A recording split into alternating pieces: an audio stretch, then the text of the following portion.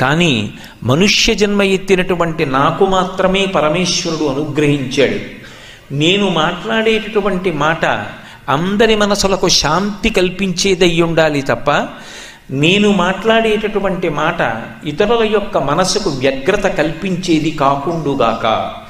ఈ అనుగ్రహాన్ని నాకు పరదేవత ఇచ్చింది కాబట్టి దీన్ని నేను ఎప్పుడూ సద్వినియోగం చేసుకుంటాను అని మాట మాట్లాడే ముందు కానీ మాట మాట్లాడిన తర్వాత కానీ మాట యొక్క గొప్పతనాన్ని తెలుసుకుని